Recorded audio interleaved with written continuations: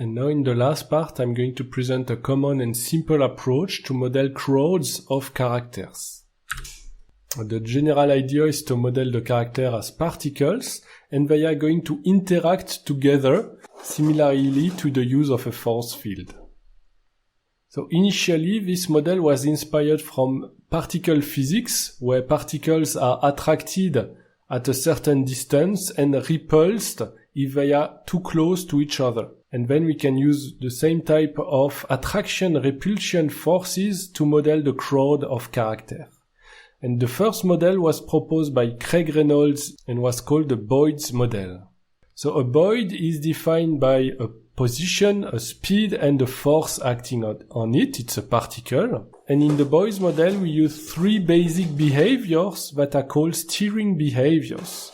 So the first behavior is the cohesion, saying that local particles should try to move toward each other.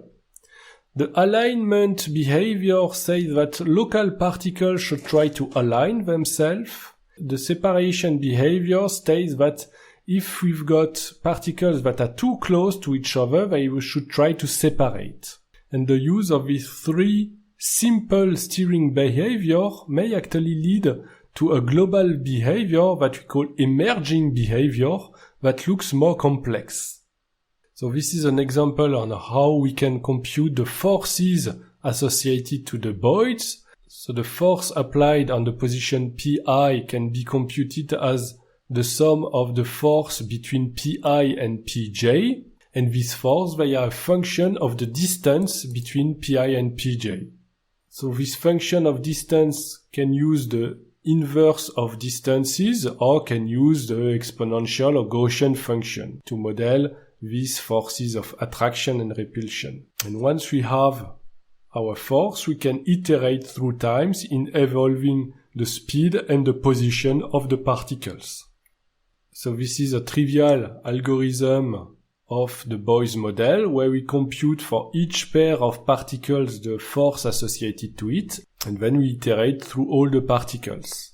So if we use this trivial implementation, we have these two loops, and basically if we want to model a crowd, then the number of characters, which is n, may be very large. So we would like to avoid this complexity in n squared. We can use some standard sorting algorithm in knowing directly the neighbors j of the position I. So basically the Boyd's model, they are very well adapted to model flocks of animals, such as birds and fishes. And of course, instead of displaying a particle as a sphere, you can display it using a 3D animated model, typically a skinned mesh.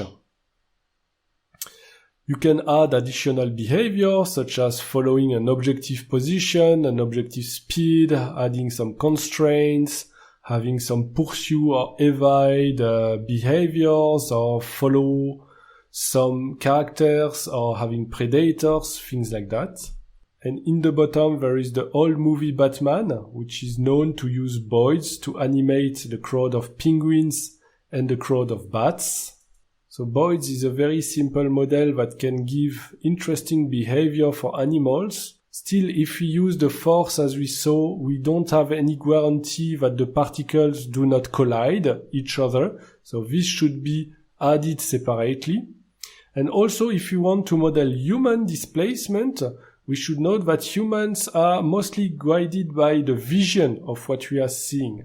And here, if we use Boyd's, basically we are missing a key element as we are treating the force as a simple function of distance.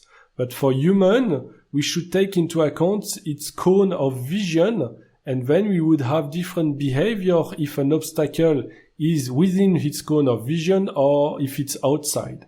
And these are more advanced approach where we take into account a possible angle of vision, and we also try to avoid collision in looking at the speeds of other particles.